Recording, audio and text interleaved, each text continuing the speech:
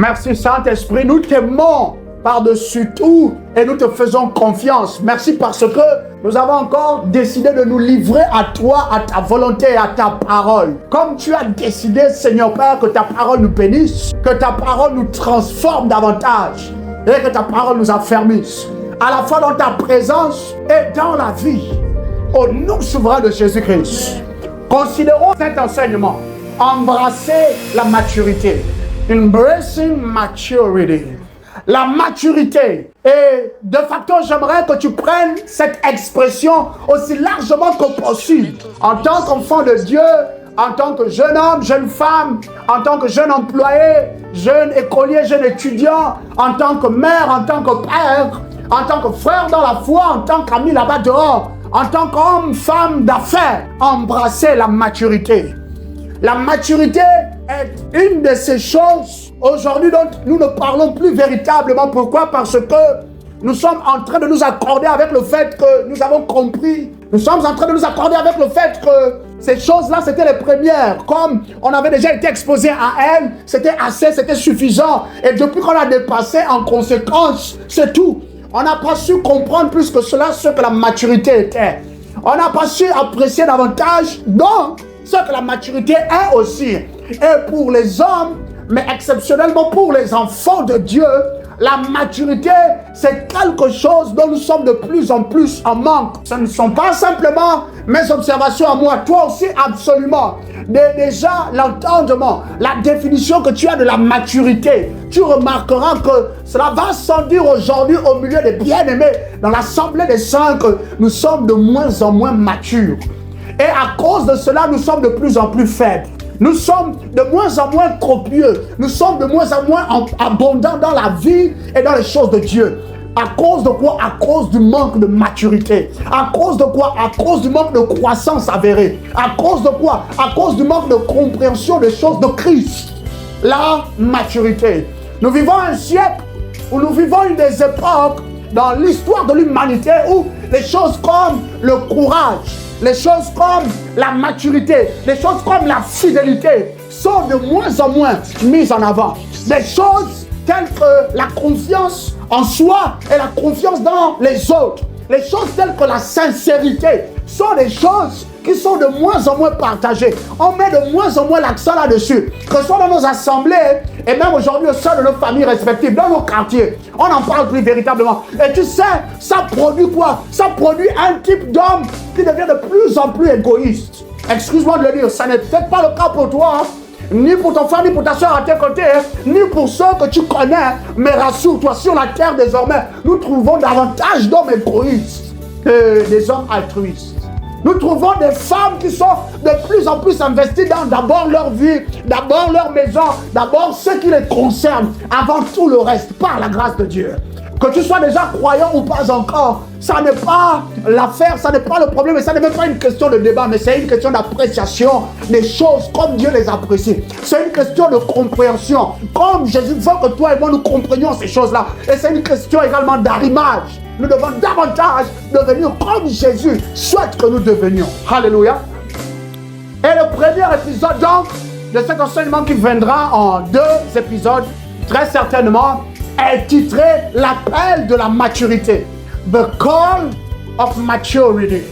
L'appel de la maturité. Désormais, toi et moi, nous sommes un point dans nos vies, que ce soit spirituellement, que ce soit dans le cours de la vie au milieu des hommes, tu ne peux ne pas être mature.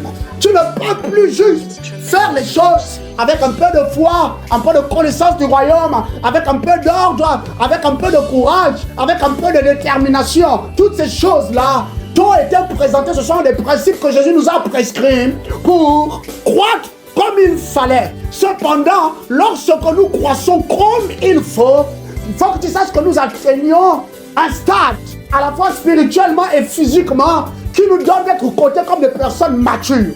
Tu as une définition peut-être personnelle de la maturité. Tu as une compréhension bien à toi de ce que la maturité est. Et sans vouloir bafouer ta paix intérieure, ta tranquillité intérieure au sujet de ce que tu sais déjà, autour de cette notion, j'aimerais simplement t'interpeller sur le fait que bien que nous comprenions les choses d'une certaine manière, il faut toujours chercher à avoir la grâce de les comprendre comme Dieu les comprend. Il faut toujours avoir la grâce de voir les choses comme Jésus les voit. Et parce que, m'a dit Jésus-Christ, nous avons manqué de prendre cela en considération aujourd'hui.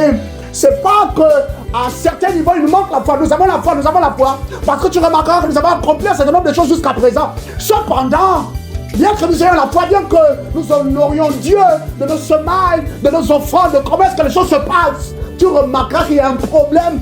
Nous ne sommes pas consistants. Ou sinon, dans l'assemblée, à peine très peu sont consistants.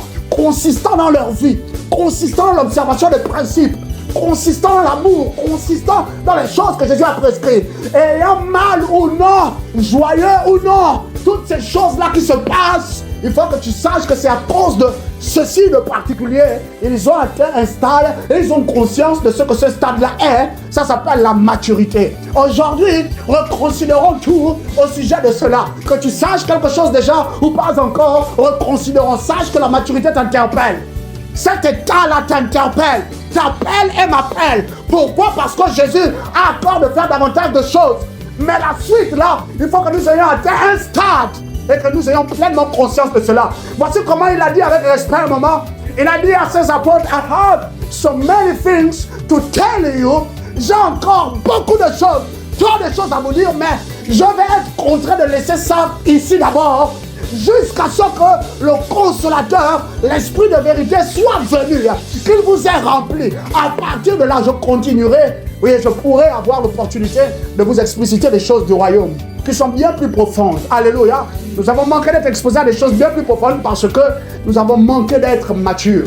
Nous avons manqué de recevoir des choses bien plus lourdes, bien plus glorieuses parce que nous avons manqué d'être matures. Tu sais, je vais prendre mon temps dans cet enseignement et je vais vraiment te donner d'apprécier le fait que tu peux prier souvent, passer des moments de retraite pour demander une mesure de grâce particulière, peut-être une mesure de sagesse plus élevée, peut-être une grâce plus constante et plus avérée au sujet des dons de l'esprit pour les administrer pleinement, apporter la délivrance aux hommes et la gloire à Jésus. Mais tu remarqueras que bien que la Bible dise que nous avons reçu ces choses-là en temps, tu dois prendre conscience de ceci, maturité. Si tu n'es pas assez mature, il y a des choses que tu ne pourras jamais vivre dans ta vie spirituelle, au-delà de tout ton désir de les vivre. Si tu n'as pas atteint une mesure de maturité constante et consistante vis-à-vis de Christ, la mesure de puissance, ça ne va toujours pas venir. La mesure de grâce, les portes ouvertes là, n'arrivera toujours pas. Parce que tu n'as pas ce qu'il faut pour subsister là-bas, pour résister et pour te maintenir fidèle à Jésus de tout ton cœur. Quand la gloire va commencer à arriver, les coups de téléphone incessants, le jour comme la nuit, lorsque les hommes viendront à cogner chez toi depuis le matin jusqu'à tard dans la nuit, comme c'était le cas avec Jésus, il faudra que tu sois mature pour continuer de te maintenir et pour continuer de mener une vie qui honore le Seigneur. Quelqu'un avec moi? Merci Jésus-Christ. Un jour, l'apôtre Paul est en train d'enseigner ses fils à Éphèse et il leur dit dans le premier verset d'Éphésiens chapitre 4, Ephésiens chapitre 4, il leur dit que moi qui suis le prisonnier de Christ, voici je vous exhorte donc, non seulement bien-aimés, non seulement mes fils, mais tous ceux qui ont reçu Christ, de nous montrer dignes de l'appel que nous avons reçu de lui. Alléluia. Et c'est ainsi qu'il va plus loin, donc il explicite sa plaidoirie en des termes comme ceci. Il faudrait que vous compreniez que Jésus nous a fait grâce. Et cette mesure de grâce-là, c'est pour nous donner de devenir comme lui. C'est le résumé de tout le chapitre 4 d'Éphésiens. Alléluia. Et il dit que, mais Dieu ne va pas nous donner de parvenir là-bas comme par magie, comme simplement en insistant à la place de la prière. Non, non, non, non. Dieu a tout prévu. Et voici, au milieu de tout, avec ses souffrances d'abord, il a vécu un exemple pour nous. Il a vécu comme le premier fils de Dieu, Jésus-Christ, pour nous montrer ce à quoi nous également, nous avions été appelés. Et en conséquence, parce qu'il a enduré tout ce qu'il a enduré, il est assurément notre modèle. Prenons modèle sur lui. Mais Jésus non plus ne s'est pas arrêté là. Il a dit qu'en plus d'avoir fait de sa vie un modèle pour toi et pour moi divin, qui est divin, et je prie que tu te conformes davantage à Christ, non seulement par choix, mais par aspiration et par désir volontaire. Alléluia. Il dit que Jésus-Christ a mis de côté un certain nombre de choses, en particulier des dons, et ces dons-là, ce sont des hommes. Et ces hommes-là, certains ont été désignés apôtres, d'autres ont été désignés prophètes, d'autres ont été désignés évangélistes, d'autres encore des pasteurs, des bergers. Pourquoi? Pour donner à l'Église de parvenir à la place de la maturité. Et il y a beaucoup d'enseignements donc que les apôtres les prophètes, les évangélistes, les bergers, les prédicateurs doivent mettre en avant pour permettre au corps de Christ de parvenir au seuil de la maturité. Et c'est ainsi donc qu'au verset 13 jusqu'à 15, nous lisons, il dit, « Ainsi nous parviendrons tous ensemble à l'unité dans la foi et dans la connaissance du Fils de Dieu, à l'état d'adulte, à un stade de maturité où se manifeste la plénitude qui nous vient de Christ. » Sache qu'il y a autre chose. Lorsque nous sommes plus de 2, plus de 3, lorsque nous devenons une assemblée un peu plus consistante, qui n'a de cesse de croître, il faudrait que nous soyons parvenus à un stade de maturité avérée, maintenant pour révéler la plénitude qui vient avec Christ. Quelqu'un comprend?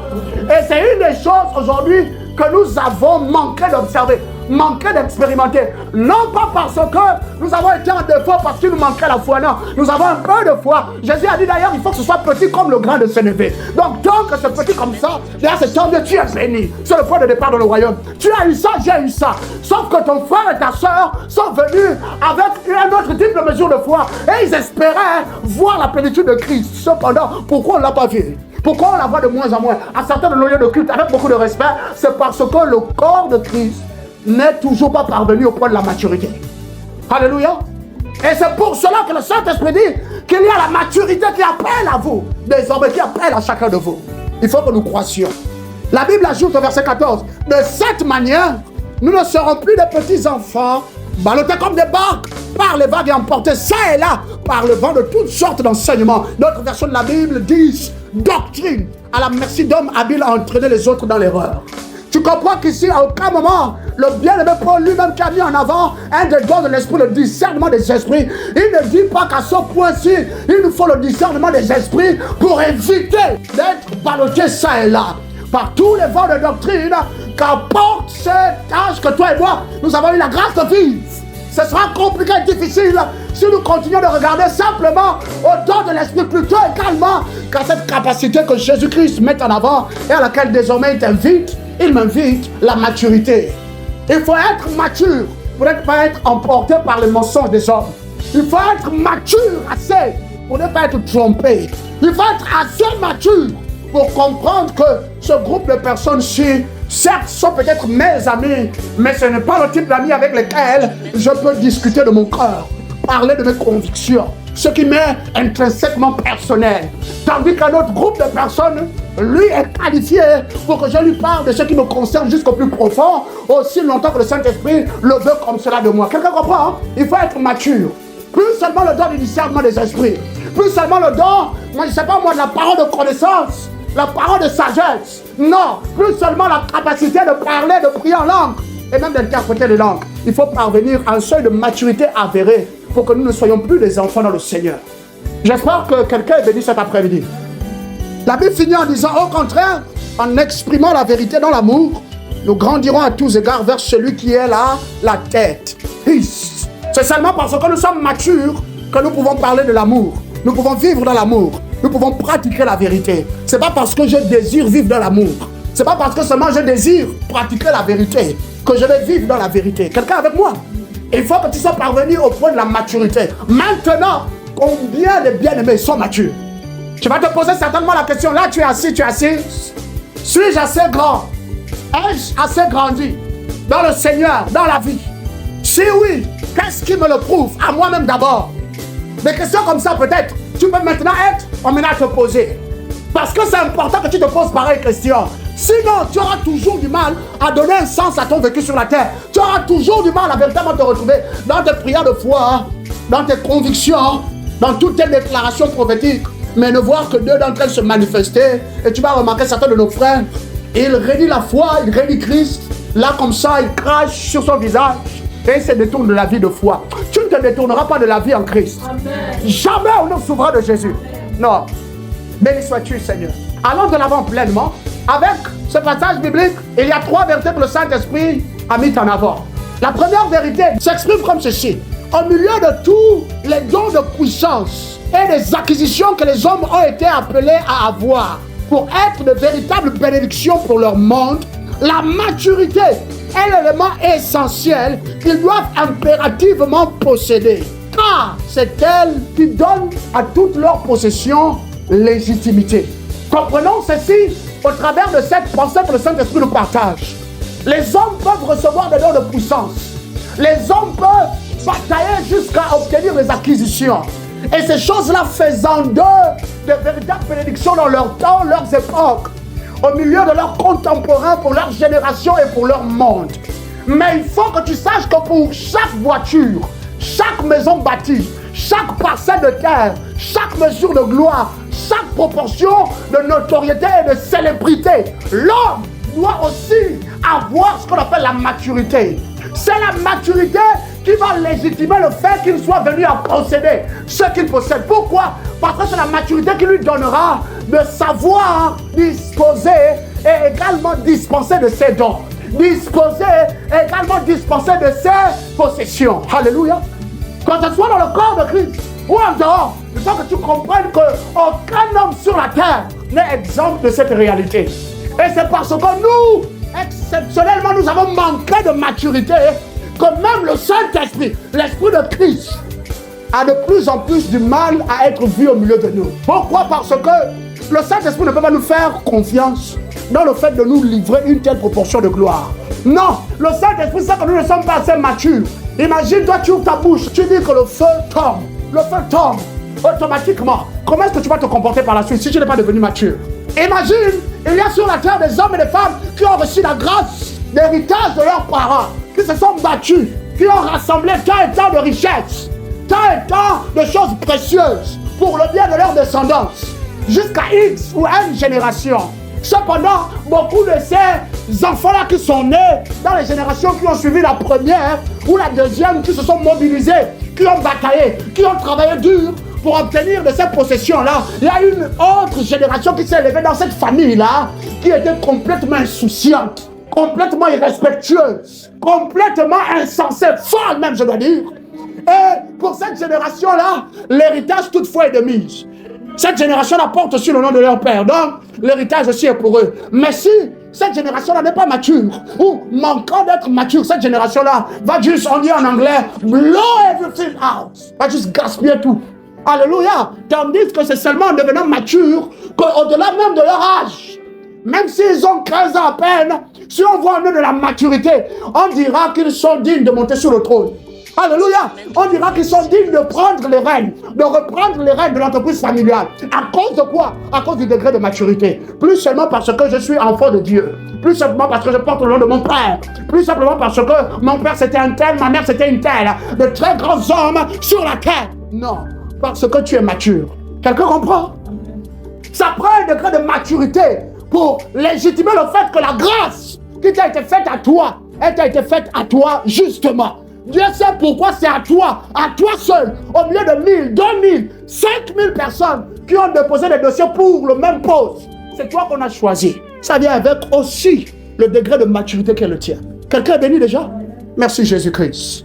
Deuxième pensée, la maturité rendra le pèlerinage des hommes sur la terre absolument bénéfique pour eux et noblement inspirant pour leurs contemporains.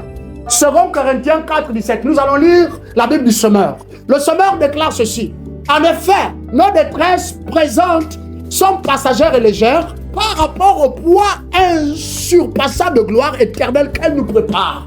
Le Saint-Esprit me dit, et te dit aujourd'hui que quand tu es mature sur la terre, il n'y a pas d'autre moyen que ta marche ne te soit que bénéfique. Rien d'autre ne peut être au travers de tout ce que tu vis, les épreuves, les hauts et les bas, comme disent les hommes, la difficulté, les détresses, les afflictions, la douleur, ne peut que être bénéfique à toi qui es mature. Parce que la maturité, c'est aussi cette consistance, cette capacité de prendre le dessus, cette capacité de pouvoir, comment je vais dire, interpréter les événements de la vie à partir d'un prisme supérieur. La maturité te donnera par exemple de voir les épreuves, courtes, longues, soit-elles, peu importe, de voir les épreuves comme des moments d'entraînement spirituel. À chaque fois, ça c'est quelqu'un qui est mature.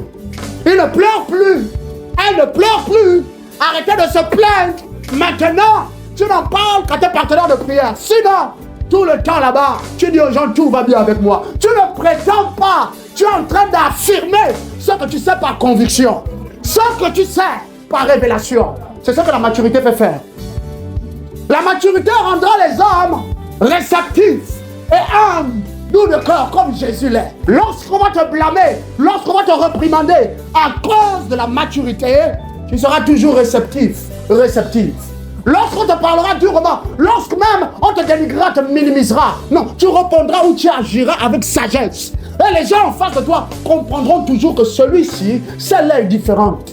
Pas parce que tu as particulièrement dit aux gens que toi, tu es un enfant de Dieu, que toi, tu crois dans les voies de l'Éternel, non, mais à cause de quelque chose qui viendra avec toi, la maturité. Tu seras capable d'apporter ton conseil aux hommes qui sont une fois, deux fois, trois fois bien plus âgés que toi. Alléluia. Au-delà de l'âge, au-delà des circonstances, au-delà des événements, c'est quand tu es mature que tu apprends à tirer tout le bénéfice qui viennent avec la vie, soit sous forme d'épreuves, soit sous forme de moments de détente, sous forme de moments de gloire, de joie, sous forme de moments de témoignage. C'est ça la maturité. Et plus tu deviens mature, plus tu deviens quelqu'un qui inspire les hommes noblement. Tu inspires dignement. Tu inspires avec respect. Tu inspires avec grande admiration. Les gens veulent faire comme toi. Ils ne sont même pas particulièrement venus te demander si tu es un enfant de Dieu ou si tu ne l'es pas, ou c'est quoi tes convictions. Non, de loin, tu remarques que les autres sont en train de calquer leur vie sur la base du modèle que tu deviens. Alléluia, quelqu'un. J'espère que tu es en train d'être béni. Et je prie vraiment que Jésus nous accorde la grâce d'arriver jusque là-bas. Des hommes et des femmes matures. Si tu n'es pas mature, comprends-le bien. La vie que tu mènes restera quelque chose de désavantageux pour toi. Désavantageux. À tous les niveaux. Que tu pries, que tu ne pries pas. Non. Ici, je ne te parle pas particulièrement déjà de la capacité de prier, de la capacité de connaître Jésus. Je te parle des choses d'ordre général. Alléluia. Merci Saint-Esprit, nous te faisons confiance. Troisième et dernière vérité que je partage avec toi.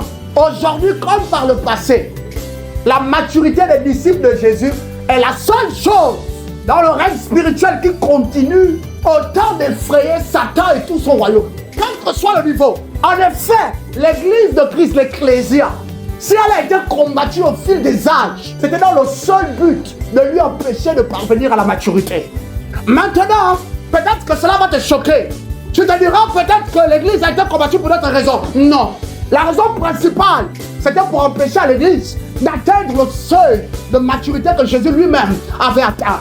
Pourquoi? Parce que, ayant atteint le seuil de maturité que Jésus atteint, regarde la mesure de vie, la mesure de gloire, la mesure de puissance. La Bible déclare même illimité, car c'est en lui que réside la plénitude de Dieu. Toute la plénitude de l'onction, la gloire, la présence. Alléluia. Parce qu'il était devenu mature. Non pas seulement parce qu'il était le fils de Dieu. Il est né d'une jeune femme qui était vierge là-bas à l'époque. Non. Et d'un fils de l'Alliance, descendant direct du roi David. Ah, Jésus avait reçu autant d'onction après qu'il soit allé dans le désert. Parce qu'il avait atteint la maturité. Et ça lui a pris quasiment 18 années de sa vie pour travailler ça. Entre 12 ans jusqu'à 30 ans. Alléluia. Et parce que Jésus avait atteint ce seuil, toi et moi, le calque s'est parvenu jusque là-bas. Et ça a commencé avec les premiers apôtres. La raison pour laquelle le Saint-Esprit est en train de m'expliciter ce matin, on a combattu Philippe, on a combattu Pierre, on a combattu Matthieu, on a combattu Jean. Toutes ces choses-là, le Saint-Esprit me disait qu'en soi, ce n'était pas des combats. En soi, c'était juste des résistances. Alléluia. Un jour, je prendrai le temps de t'expliquer concrètement c'est quoi un combat. Aujourd'hui, je n'ai pas la place pour cela. Mais je veux que tu comprennes que là-bas, à l'époque, directement, c'était une entreprise pour arrêter leur expansion spirituelle. Alléluia. Il fallait les empêcher de devenir matures. Pourquoi? Parce que la maturité dans le Seigneur est une des conséquences de la puissance. La maturité avérée dans le Seigneur est une des conséquences directes de la gloire. La maturité avérée en Christ est une des conséquences des accomplissements que tu as été appelé à faire sur la terre, au milieu des hommes. Alléluia. J'espère vraiment que nous sommes en train d'apprendre quelque chose. C'est à la fois subtil et sensible, je dois dire. Pourquoi? Parce que si on ne comprend pas ça concrètement, on pensera que la première place d'abord, c'est la puissance spirituelle. La deuxième place, c'est la présence de Dieu. Non. Déjà quand même, c'est pas dans le bon ordre. La chose principale, primordiale, tu m'as entendu ici t'enseigner que d'abord c'est la foi en réponse à l'amour de Jésus pour toi, dans ton cœur qui est initié. À partir de là, tu prends le temps de t'asseoir avec lui, tu médites, jour après jour, semaine après semaine, mois après mois, année après année, tu remarques que tu es devenu quelqu'un d'autre. En expérience, la deuxième chose que Dieu te demande d'atteindre, concrètement, et il faut que tu en aies conscience, comme tu as conscience de la foi qui t'habite, c'est la maturité au travers de laquelle ou dans laquelle maintenant tu vis. Quelqu'un comprend? Les épreuves que tu vis, comprends-le, c'est à cause de ton désir d'atteindre la maturité. Que tu le saches ou pas, que ce soit déjà clair en toi, ton esprit sait qu'il faut que tu atteignes la maturité. C'est à cause de ça. Si tu deviens mature, tu ne feras plus les choses jamais plus de la même manière. Non, tu ne te laisseras plus abattre. Les vicissitudes de la vie ne t'emporteront plus jamais parce que tu seras devenu mature. Matthieu chapitre 16, verset 17, sinon 18, Jésus l'a dit comme ceci. Moi, Christ, sur la base de la révélation que tu as eu, Pierre, que je suis le Christ de Dieu. Je vais bâtir l'ecclésia, je vais bâtir l'église. Je te l'avais déjà enseigné ici. Alléluia. Et les portes du séjour de mort, de l'enfer, ne pourront rien contre l'église. Satan sait depuis toujours qu'il ne peut pas te tuer. Il ne peut pas me tuer. De moi, il ne peut plus nous tuer maintenant que nous sommes en Christ. Satan ne peut pas terrasser l'église de Dieu. Quelqu'un me comprend? Là, ça va très loin. C'est très subtil. Hein? C'est ce que je suis maintenant en train de te révéler. Satan le sait. Les démons le savent. Qu'est-ce que Satan donc va faire? Parce qu'il ne peut pas te tuer. Il doit t'empêcher de parvenir au point où Jésus t'attend pour révéler toute sa plénitude. Quelqu'un comprend? Hein? Dis avec moi la plénitude de Jésus. C'est dans la maturité qu'elle se trouve. Hein? Alléluia. L'église ne le savait peut-être pas. Hein? Ou peut-être, il n'y a pas beaucoup d'entre nous qui le savions déjà. Aujourd'hui, voici tu es versé à cette mesure de grâce. Reçois-la et qu'elle bénisse ta vie. Amen. Si tu ne deviens pas mature, sache que tout ce que tu vis avec ton père, ta mère, avec tes frères et tes soeurs, avec les collègues, au travail, les amis, le cursus de la vie, c'est seulement pour t'empêcher de devenir mature. Alléluia. Le premier fondement que nous établissons donc dans notre enseignement s'intitule comme ceci, comprendre l'idée de la maturité. Understanding maturity's idea. On veut simplement pouvoir apprécier désormais. On a marché avec Christ, ça fait quelques mois, ça fait quelques années maintenant. Mais c'est quoi la maturité? Si Jésus lui-même te posait la question de savoir c'est quoi la maturité, mon enfant, tu te dis mature. Et assurément tu l'es jusqu'à un niveau. Mais c'est quoi? Pour toi, c'est quoi la maturité? Il faut qu'on soit capable de pouvoir répondre à Jésus afin de ne pas avoir à rougir, disait l'apôtre Paul à son fils Timo. À un certain point, il dit qu'il faut étudier pour te montrer digne, approuvé par Dieu. Alléluia. Comme quelqu'un qui n'a pas à rougir dans son œuvre. Toi et moi également, on doit pouvoir comprendre les choses pour pouvoir se présenter devant Jésus sans avoir à rougir. Parce que si on ne rougit pas en présence de Jésus, alors devant tous les autres, on ne fléchira jamais le genou. Assurément, on n'aura jamais honte. Alléluia. Alors c'est quoi la maturité? Aujourd'hui, je veux simplement nous emmener dans cette réalité spirituelle. La maturité, c'est un concept tripartite. Dieu, lorsqu'il regarde chaque homme sur la terre, il espère que nous vivions la maturité sous toutes ces trois formes. Cependant, la dernière dimension renvoie à cette position de finité avec Christ. En conséquence, la première dimension de la maturité à laquelle l'homme a été appelé s'appelle la maturité humaine ou encore la maturité terrestre. Assurément, c'est la première fois que tu entends des termes comme cela. J'aimerais que tu apprécies ceci. La maturité humaine désigne un degré de transformation mentale qui permet à l'homme de comprendre le pourquoi des événements. Pourquoi est-ce que tel événement se produit dans ma vie, se produit dans la vie des autres. La perte d'un être cher, c'était douloureux. La perte de l'emploi, des menaces, beaucoup de choses. Tu as commencé, un événement soudain est venu, tu n'as pas pu finir. À côté des attaques démoniaques, à côté des blocages, à côté des œuvres pernicieuses des ténèbres, desquelles je déclare à partir d'aujourd'hui, alors que tu m'écoutes, tu ne les interpréteras plus jamais de la même manière. En conséquence, tu auras l'ascendant sur tous ces événements par l'Esprit de Dieu. Pourquoi? Parce qu'il est important que tu atteignes également ce degré de transformation mentale. Que les situations, les événements soient avantageux ou pas. Tu comprends leur apparition, leur manifestation par le truchement de cette qualité de connaissance à laquelle désormais tu as part. Et tu les interprètes de même adéquatement. Tu sais interpréter tout ce qui se passe avec toi. Tu parviens à un point, tu t'émerveilles toi-même que tu es en train d'interpréter tout ce qui t'arrive. Et tu interprètes cela de façon copieuse. Avec cela te viennent des réponses, des instructions, te viennent des lumières qui te permettent de les gérer au mieux par la suite. Tu ne pleures plus. Tu n'es plus en train d'être laissé comme pour compte. Tu n'es plus en train de te dénigrer. Tu n'es plus en train d'acquiescer même inconsciemment aux injures, au mépris des hommes, aux injures et aux moqueries des ténèbres de Lucifer. Pourquoi? Parce que maintenant tu comprends, tu as mûri. Humainement parlant, c'est simplement ce qu'on pourrait dire. Tu as atteint ce niveau de compréhension parce que ta mentalité a été transformée, radicalement transformée. Que maintenant tu apprécies au mieux la vie. Peu importe ce qui peut encore arriver. Tu n'es plus en train de prévoir la vie comme dire oui, il y a des imprévus, dire qu'absolument quand ça viendra, on va grincer les dents, on va pleurer, on va avoir mal. Non, maintenant tu sais pourquoi est-ce que cela se passe. Oui, ça doit arriver à un moment donné. Pourquoi? Parce que dans certaines situations de nos vies, il faudrait qu'on apprécie qu'en tant que semence de Dieu, souvent Dieu ne va pas juste nous donner d'apprécier qu'il est celui qui nous guérit. Quand on prie à lui, il nous guérit séance tenante. Non. Dieu veut souvent aussi dans certaines situations, il se révèle comme le Dieu qui ressuscite les morts. La situation, tu as prié, finalement c'est mort. L'activité au final c'est mort. Le projet est mort. Tant de tentatives pour construire, mais c'est bizarre. C'est parce que Dieu veut aussi te révéler qu'il est le Dieu de la vie au-delà de la mort. Et je prie que toute circonstance de mort, toute condition de mort, de coma dans ta vie, par l'Esprit de Dieu, que cette situation reçoive la vie d'en haut. Reçoive la vie d'en haut. Revienne à la vie au nom souverain de Jésus-Christ. Tu expérimenteras davantage la joie, tu expérimenteras davantage le bonheur. Alléluia. Cependant, ça n'est pas tout. Maintenant que j'ai pu me donner à cette transformation mentale, que j'ai atteint ce degré-là de transformation que Dieu attend de moi sur le plan mental, comment est-ce que je le sais? Comment est-ce que les autres autour de moi pourront apprécier cela en conséquence? Qu'est-ce qui donnera aux hommes de me retourner des appréciations, des remarques comme assurément tu as grandi, assurément tu es mature? Alléluia. Mais simplement, humainement parlant, cette transformation mentale caractérise au milieu des hommes la qualité de réponse et de réaction que l'homme a en rapport à toutes les différentes situations de la vie. Et ces réponses qu'il donne, ces réactions par rapport aux événements, à la tournure des choses dans sa vie, dans la vie des autres, il se maintient stable.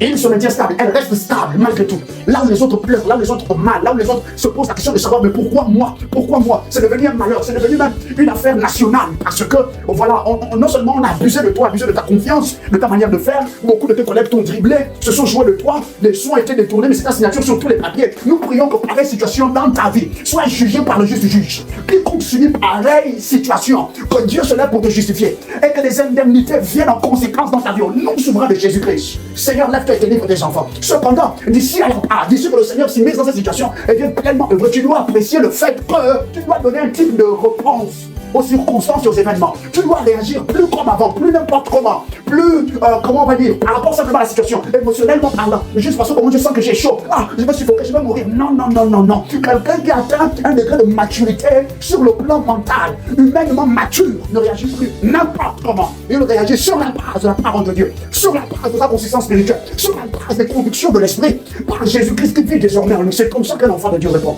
Es-tu le Fils de Dieu? Jésus a dit, dans sa réponse, tu le dis, mature, mentalement parlant. Ça n'a d'abord rien à voir avec le surnaturel. Alléluia. Il faut bien qu'on apprécie cela. 1 Corinthiens chapitre 13, verset 11, le dit comme ceci, dit français courant, 1 Corinthians 13:11. Lorsque j'étais enfant, je parlais tel un enfant, pensais et raisonnais comme un enfant. Beaucoup d'entre nous, lorsque nous sommes venus à Christ, parce que la maturité dans le royaume, ici, ça ne s'exprime ni par ton âge, ni même par ton ancienneté, particulièrement dans les choses que tu fais. Non, non, non. Avec respect, c'est d'abord avec la dextérité de ton emploi des choses spirituelles, de combien est-ce que tu t'y adonnes. Pareil avec les choses de la vie, combien est-ce que tu connais les choses de la vie, combien est-ce que tu apprends à les découvrir, combien est-ce que tu lis, combien est-ce que tu bouquines, combien est-ce que tu te transformes, combien est-ce que tu te éduques copieusement. C'est d'abord ce à quoi est-ce qu'on regarde. Lorsque le spirituel regarde la vie d'un homme, le spirituel considère cet homme-là dans ce qu'il emmagasine comme capacité par rapport à la qualité de ses efforts. Et ici, le premier degré de maturité que tu dois d'abord connaître, c'est un degré de transformation mentale avéré. J'espère que nous sommes bénis. Mais une fois devenu adulte, j'ai abandonné tout ce qui était propre à l'enfant. L'apôtre Paul dit concrètement que maintenant je sais que je ne suis plus enfant. En quoi? En ma manière d'agir. Et comment c'est ma manière d'agir pour que je ne suis plus enfant? Toutes les choses de l'enfant se sont plus trouvées avec moi. C'est comme toi et moi. Et il y a des points dans la vie, il faut vraiment que tu croises. Il faut vraiment que tu croises. Ce qui arrive, ça arrive, oui, pour un but. Ça arrive pour te permettre aussi de te transformer mentalement. Pour rendre ton mental bien plus fort, bien plus ferme. Alléluia. Un mental arrêt à toute épreuve. Je prie que Jésus nous baptise de telle mentalité.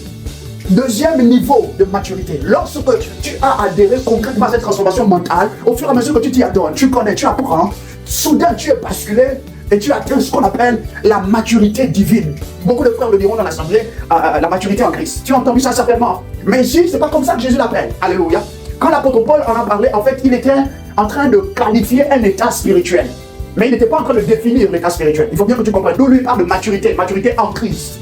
C'est l'état auquel également nous avons été appelés, mais il ne définit pas. Alors, cet état-là est régi lui-même par ce qu'on appelle la maturité céleste, ou encore la maturité divine, la maturité d'en haut. Et c'est ce degré de maturité également que Jésus a expérimenté. Non seulement s'est transformé, il a lu, tu sais que Jésus a lu, il passait le temps à la synagogue, il questionnait beaucoup les rabbins d'autrefois, il questionnait beaucoup les docteurs de la parole, n'est-ce pas? Dans l'un des livres de Luc, Luc chapitre 2 en l'occurrence, nous mettons cela en avant. Qu'un jour ils sont montés à Jérusalem, bien sûr, pour adorer Yahweh, comme de coutume. La Bible dit qu'après avoir fini d'adorer, il fallait qu'ils rentrent chez eux.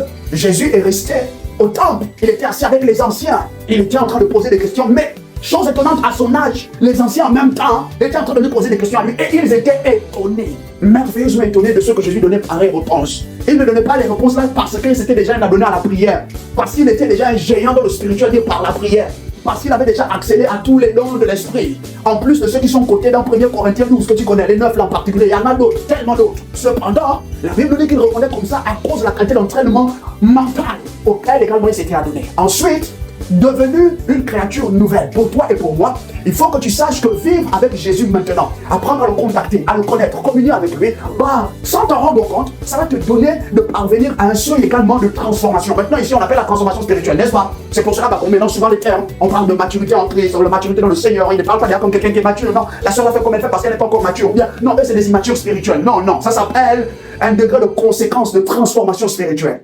Et donc, la maturité divine consiste en quoi? Celle-ci, spirituellement parlant d'abord, symbolise la profondeur de compréhension et de connaissance des choses célestes. Tu comprends et tu connais à un tel point, c'est profond, c'est que toi-même tu en es même émerveillé. Et le truc c'est que quand les autres viennent autour de toi, ils apprécient à quel point tu comprends les choses qui sont écrites dans la Bible. Eux s'ils comprennent, mais toi ton degré de compréhension c'est clair, c'est plus poussé que le nôtre. Non seulement tu comprends, mais tu connais également. Et la connaissance qui te vient, à beaucoup de niveaux, on appelle cela, par exemple, l'esprit de révélation. C'est que tu connais page après page, rubrique après rubrique, point après point, événement après événement. Et ta profondeur de compréhension et de connaissance des choses célestes génère dans ton cœur un désir, une conviction intime de continuer d'adhérer aux choses célestes, justement. L'amour, la bonté, nomme-les et bénis ta vie avec cela. Tout ça, le pardon. Au fur et à mesure que tu les connais davantage, au fur et à mesure que tu les comprends davantage, tu es convaincu intimement dans ton cœur, dans tout le tréfonds de ton être, qu'il faut que je m'adonne à ça. C'est véritablement la vie pour mon âme. Non seulement la vie, mais également la paix. Alléluia. 1 Corinthiens chapitre 14, verset 20 dit comme ceci: frères, ne raisonnez plus comme des enfants. Bible français courant. Soyez des enfants par rapport au mal. Ici, l'apôtre Paul dit simplement que lorsque, étant devenu quelqu'un de mature, maintenant, spirituellement parlant, parce que tu es une nouvelle création, la semence de Dieu, il faut que tu prennes conscience du fait que les enfants, même quand on médite le mal contre eux, ils restent insouciants, ils restent surtout incapables de rendre le mal pour le mal. Les enfants ne savent pas penser le mal à l'endroit de qui que ce soit. Donc l'apôtre Paul dit que quand vous verrez le mal désormais, agissez comme Jésus nous l'a recommandé dans le livre de Matthieu chapitre 5, quelque part là-bas, il dit que ne résistez pas au mal. Alléluia. Jésus n'était pas en train de dire absolument que quelqu'un va rentrer chez toi la nuit, il va te dire que écoute, je suis venu pour te faire du mal. Et quiconque avait l'habitude de rentrer chez toi, finalement va mettre la main sur lui. Celui qui rentrait pour te voler, celui qui rentrait même spirituellement parlant, via le truchement de la sorcellerie, pour te dépouiller, semer des mauvaises choses dans ta maison, dans ta vie, au sein de ton foyer, dans tes rapports avec ton époux, ton épouse, tes enfants, même avec tes proches. À partir d'aujourd'hui, que le tonnerre, feu de Dieu, les foudroie et les arrête. Au nom souverain de Jésus. Jésus est simplement en train de dire ceci, que quand quelqu'un va te gifler sur la joue gauche ou bien droite, présente l'autre de facto. Jésus est en train de dire, n'utilisez pas les armes que les hommes utilisent contre vous. Si les hommes utilisent la méchanceté, vous au contraire, utilisez la lucidité, la sagesse et la bonté. La bonté.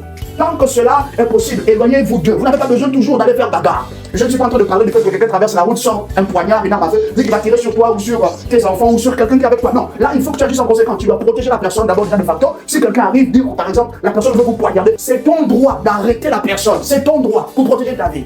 Alléluia. Cependant, pour autre chose, Jésus dit que agit avec lucidité, avec sagesse et avec bonté, comme lui-même il a toujours agi. Jusqu'à maintenant, il y a tant de gens qui insultent Jésus. Il y a tant de gens qui malheureusement blasphèment contre lui. Il y a tant de gens qui ont fait mais des choses vraiment atroces à son endroit. À côté de ça, Dieu a toujours agi avec grâce, bonté, n'est-ce pas? C'est ça que Jésus demande de faire. Et l'apôtre Paul le reprend. Cependant, il finit en disant, mais soyez des adultes quant à la façon de raisonner. Quant à la façon de raisonner. Toi, un enfant de Dieu, tu dois raisonner copieusement par rapport aux choses spirituelles. C'est plus juste les choses humaines. Maintenant aussi, c'est spirituel. Spirituel. Humainement parlant, ça avait sa place. Tu as bien rempli la feuille de route. Maintenant, c'est spirituellement parlant. Tu es un être divin. Que sais-tu des choses d'en haut? Que sais-tu des choses qui participent à ton bien sur la terre? Que sais-tu de la prière? À quel point comprends-tu les mécanismes de la prière, la puissance de la prière, les interventions de Dieu, les voies de Dieu? C'est de ça dont il est question. Ici, maintenant, la maturité divine. L'esprit ne s'arrête pas là. Il dit alors, plus que c'est spirituel, c'est dans le cœur. Je vais me donner à cela intimement, particulièrement, à cause de la qualité de la joie que cela produit en moi. Je comprends profondément. Je connais absolument beaucoup de choses. Et au fur et à mesure, la grâce de Dieu m'est accordée pour avoir accès à d'autres degrés de révélation. Maintenant, humainement parlant, moi-même qui suis en train de maturer divinement, j'apprécierais le fait que je sois devenu mature, que j'ai atteint un seuil de maturité dans l'esprit par ceci. Et les autres aussi le verront. La transformation qui se passe au-dedans de moi se réfère à un constant désir dans le corps du croyant. Le se conformer à l'image de Christ pour atteindre sa stature. Ici, je ne me conforme plus seulement à l'image de Christ parce que cela m'est demandé. C'est écrit dans la Bible. Si je ne deviens pas comme Jésus, oh, il y aura des problèmes avec moi. Non, voici. Il y a tant et tant de choses qui se passeront. Non, si je n'y adhère pas, oh, peut-être que, je vais plus vivre la vie du péché. Beaucoup de choses encore mélangées. Ce qui crée souvent ce qu'on appelle le chaos. Ce qui crée souvent la peur. Il y a des battements de corps dans la vie et dans la patrie de beaucoup de nos frères là. Pourquoi? Parce qu'ils sont angoissés. Ils sont anxieux, stressés. Quant au fait que non seulement ils ne comprennent pas les exigences spirituelles, mais même les gens qui leur prêchent l'évangile, la plupart, la majorité, eux-mêmes ne comprennent pas vraiment et ils ne le font pas copieusement. Tandis que quelqu'un qui est en train davantage de s'adonner au processus de croissance spirituelle, comme demandé également humainement parlant, lui son désir, c'est de toujours se conformer à Christ. Toujours se conformer à Christ. Et de facto, mon degré de conformité à Christ se révélera toujours dans la qualité de ma révélation de lui. Combien est-ce que quand je prie, Christ est révélé? Combien est-ce que quand je parle, Christ est révélé? Sa sagesse est révélée. Combien est-ce que quand je touche les gens pour commenter la guérison dans leur corps? Combien est-ce que la vie Zoé est communiquée à leur corps? Combien est-ce qu'ils recouvrent? Combien est-ce qu'ils guérissent? Combien sautent sur leurs jambes? Combien ouvrent les yeux finalement pour voir la première fois depuis qu'ils sont nés? Combien sont libérés des fardeaux, des jougs, de l'esclavage? Je révèle Christ au milieu des hommes. Mon degré d'adhésion à Christ, me conformer à lui, facilite ma révélation de lui au milieu des hommes. Colossiens chapitre 2, verset 6 à 7, le dit comme ceci. Défoncez courant encore. Ainsi, puisque vous avez accepté Jésus-Christ comme Seigneur, vivez dans l'union avec lui. Vivez dans l'union. La preuve que je suis aussi mature, désormais sur le plan spirituel, c'est que j'aime le fait de vivre en union avec Jésus. J'adore ça. Je bénis cela. Je magnifie mon union avec Christ. Mon mélange avec Jésus. Intimement parlant au milieu des hommes. Sans crier gare, sans être un scandale pour qui que ce soit, sans vouloir me montrer péjorativement. Non. Seulement quand je suis là, les gens sentent bien les vibrations. L'énergie qui émane de moi, c'est Christ. La vie de Christ. Alléluia. Soyez enracinés en lui et construisez toute votre vie sur lui. Reçois cette grâce. Le courage pour bâtir la continuité de ta vie désormais entièrement sur Christ. Reçois cette grâce. Mais surtout le courage pour désormais acter cela. Reçois-les maintenant au nom souverain de Jésus. Toi qui avais déjà pris la résolution quelques mois, quelques temps, quelques années en arrière de bâtir tout de toi sur Christ. Assurément la gloire qui émane de Christ, c'est elle qui émanera de toi. À partir d'aujourd'hui jusqu'à là-bas, sois encouragé dans le fait d'avoir choisi de bâtir ta vie sur Christ. La Bible déclare, Matthieu chapitre 7, à partir du verset 24, que celui qui entend mes paroles, non seulement qui croit en elles, mais qui les applique, est semblable à un homme sage qui a bâti sa maison, ici bâti sa vie en réalité sur le roc, le solide roc. Et celui-là, les choses sont venues, les tremblements de terre, les vents, toutes ces choses-là, Malaroa d'ailleurs, de s'est réveillé. Père, je prie encore, quiconque après cette résolution, il y a quelques temps maintenant, même des années en arrière, finalement, la mesure de gloire qui devait déjà être accordée depuis là-bas jusqu'à maintenant, reçois-la, expérimente-la, reçois-la au nom souverain de Jésus. Merci Jésus-Christ. Finalement, l'apôtre finit en ces mots, soyez toujours plus fermes dans la foi, conformément à l'enseignement que vous avez reçu, et soyez plein de reconnaissance. Soyez toujours plus fermes dans la foi. Notre foi en Jésus nous donnera non seulement de rester davantage attachés à lui, mais facilitera également, j'insiste, la révélation de lui au milieu des hommes. Révèle Christ à partir d'aujourd'hui. Tu es béni, n'est-ce pas?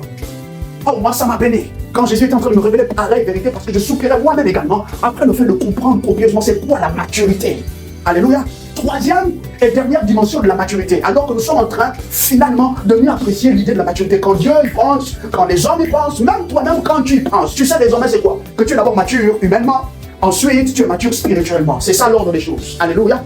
Oui, maintenant, on atteint, lorsque tu parviens au point où tu peux combiner ta maturité humaine. Bien que je sois mature, je connaisse beaucoup de choses. Je sais que le spirituel est bien plus ancien, il sera toujours plus ancien que ce qui est naturel. Donc, je préfère laisser l'ascendant à mon esprit.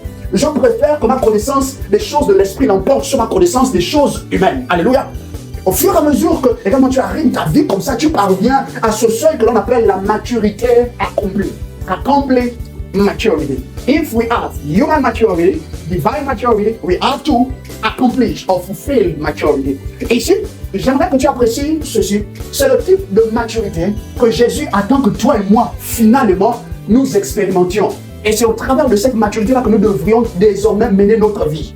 Et cette maturité, sur le plan spirituel, renvoie à ceci, le type d'évolution exigé à l'homme par Dieu. Dieu a demandé à l'homme qu'il évolue d'une certaine manière.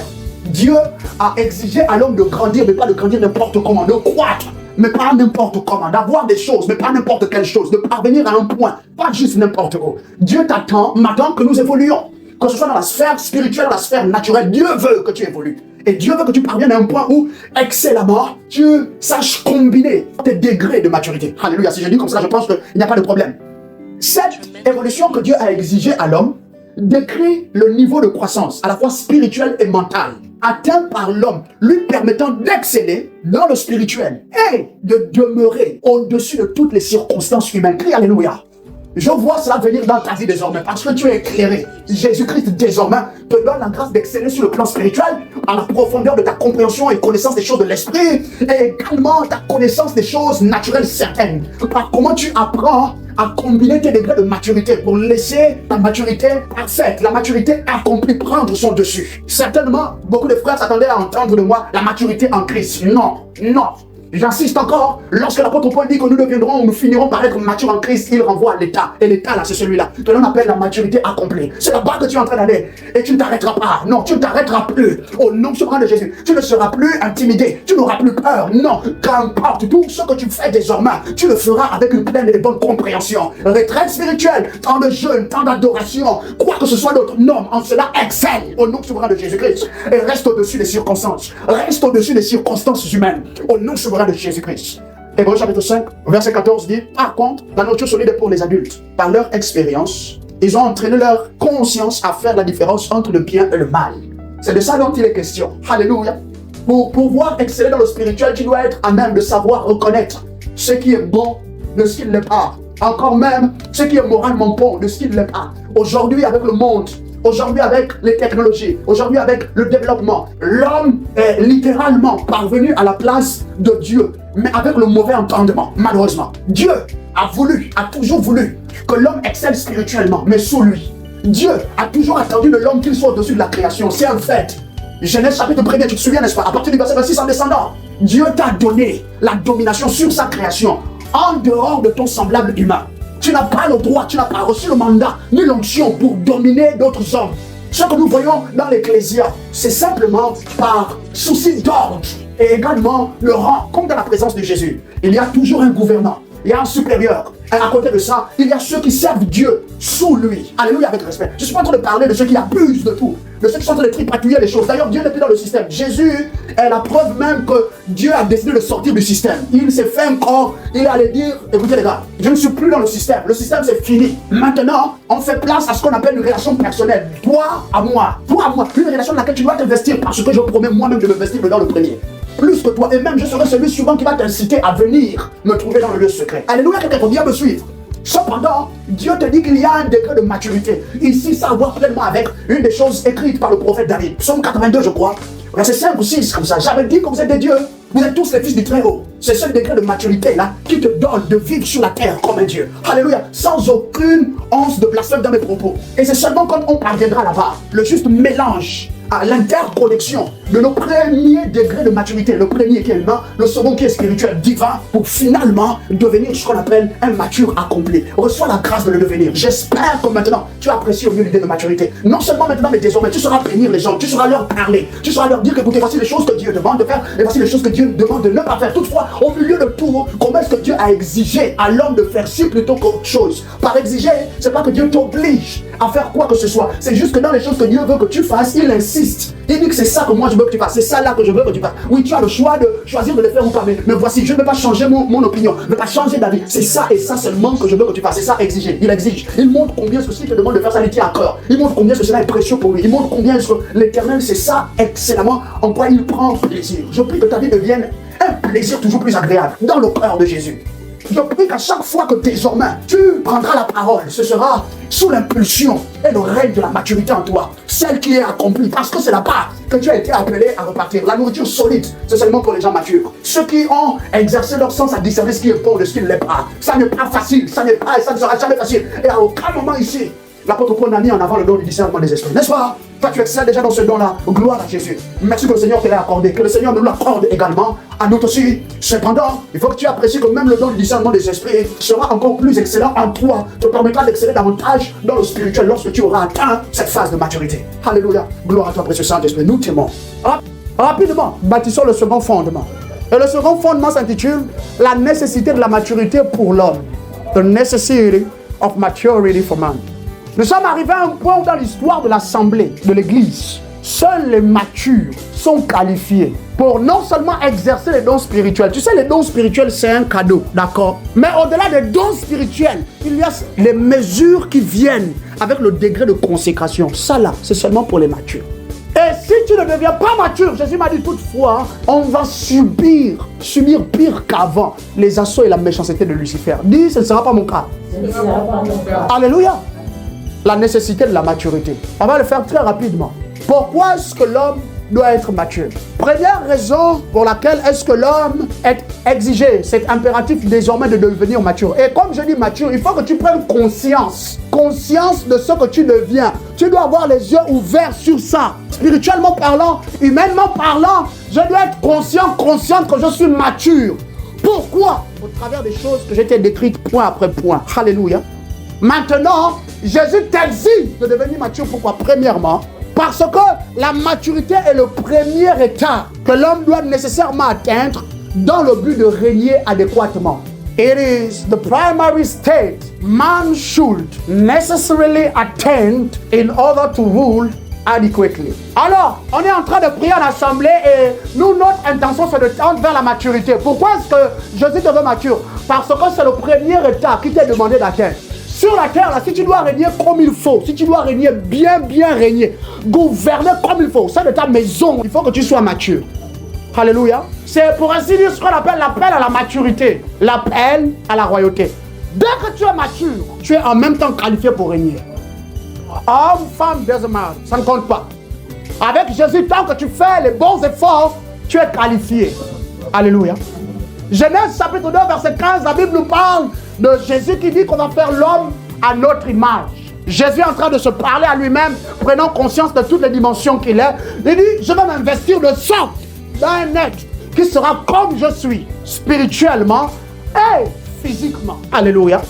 Et cet homme finalement apparaît dans le jardin. Et lorsque cet homme apparaît, on remarque qu'à lui seulement, Dieu lui donne le mandat de régner. En des mots comme ceci, cultive le jardin et garde-le. Alléluia. Dieu a établi l'homme dans le jardin. Pourquoi? Parce que l'homme avait atteint un degré de maturité certain et conséquent. Quelqu'un comprend? Ah non, moi, je sens que je vais être PDG d'entreprise. Ok, c'est une très bonne conviction, c'est une très bonne ambition. Moi, je vais être homme au foyer. Pourquoi? Il y a des hommes responsables. Ils ont des activités en freelance, mais ils sont à la maison. Les gens travaillent pour eux et ils soutiennent leurs épouses. Voilà, si ce sont leurs épouses qui veulent voyager de par le monde, ah chérie, il n'y a pas de problème, hein, on va payer les billets d'avion qui va partir. Mais ils sont à la maison à garder les bébés et à tenir la maison propre. Alléluia. Que Dieu te donne un homme selon le cœur de Jésus. Amen. Et je prie que pour toutes celles ici qui sont déjà en couple, que Dieu façonne par sa grâce dans le cœur de ton homme. Qu'il devienne doux comme tu voudrais. Amen. Mais pas pour faire aussi n'importe quoi. Parce que c'est là le véritable problème avec beaucoup d'entre vous, mes soeurs. Le véritable problème, c'est que c'est les émotions tout le temps. Si tu fais, ah, tu veux qu'il vienne là, c'est quoi? Alléluia. Non, c'est pas pour ça que je suis en train de prier pour toi. Non. Quand je prie conformément à ce que ton cœur désire, c'est un homme qui saura être ton chef. Un homme auquel tu seras prête déjà à te soumettre volontairement et désireusement. Si c'est ça les intentions de ton cœur, alors que Dieu te donne cet homme-là. Et si ton homme à la maison n'est pas encore comme ça, je prie que parce que c'est ça ton désir, que Dieu le transforme. Alléluia. Merci Jésus. Le Saint-Esprit est en train de me communiquer sa vérité en des termes simples. Il disait que même pour Jésus-Christ, l'homme, quand il était sur la terre, il a fallu qu'il atteigne un degré de maturité excellent. Avant que finalement, on arrive dans Actes des Apôtres chapitre 10, verset 38.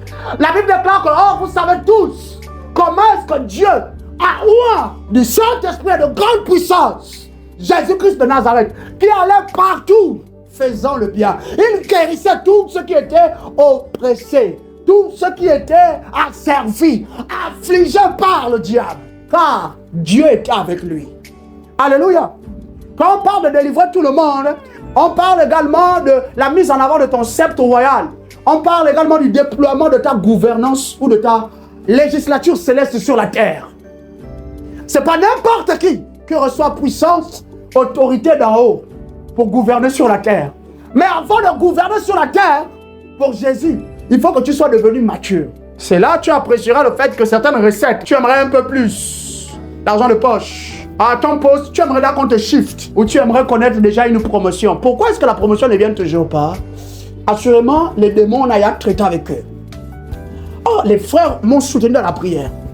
Mais Jésus, maintenant, c'est quoi que tu attends encore de moi? Certainement, peut-être c'est l'état de mon cœur. Jésus, mais j'ai travaillé sur l'état du cœur. Que l'argent ne va pas m'aveugler ni me détourner de toi. Ah, ni la célébrité, ni quoi que ce soit. Les accès, les contacts, les voyages. Jésus, c'est quoi encore? Assurément, c'est une des clés que quelqu'un ici au milieu de nous cherchait. Et aujourd'hui, trouve la clé, c'est la maturité. Tu n'es pas encore beau fixe. Dieu sait que malgré tout le reste, tu as joué ton rôle comme il fallait. En cette chose-ci, tu n'es pas encore dans la maturité comme Jésus te veut. Grandis encore un peu plus. Alléluia. Et tu auras cela.